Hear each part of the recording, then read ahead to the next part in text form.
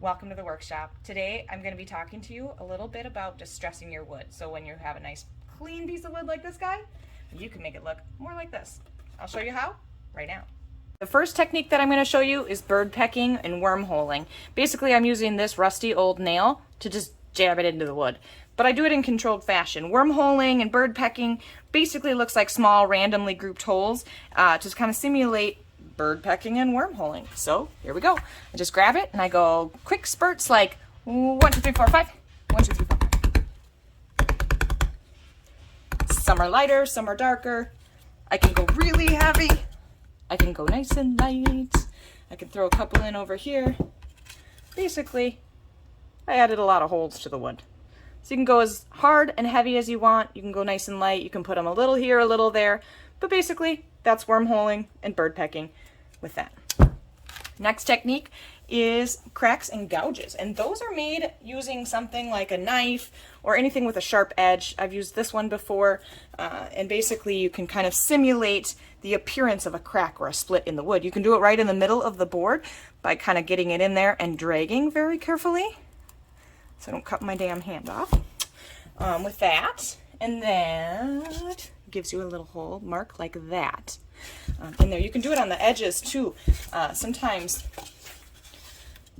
I'll get in there and just kind of work a spot and do it on the edge. You can make them thicker, as thick as you want, really. Depends how much you want to go with that. Another fun one is using screw marks. So again, my rusty trusty screw I've got here, I've had for a long time.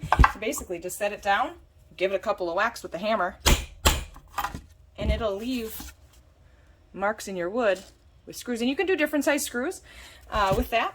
This one's a little bigger. I can point it so I see just the tip of it. It just looks like maybe it was sitting on the ground and someone stepped on it or something happened in the wood shop. So that's your screw mark. Those are fun to put in here and there, and it really gives the piece a story to tell, essentially. The next one, you can do wire brushing, any kind of metal wire. You can do kind of rasping and kind of pull that off and give it texture like that. You can do that really well on corners as well. So if you wanted to do like an edge,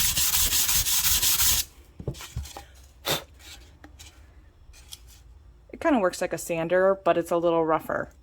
So it just gives it kind of a wired texture there, if you can see that in the video with that. But that would be your wire brush technique. You can also use just a variety of chisels. I mean, we're really just kind of leaving marks in the wood. I like to do a test piece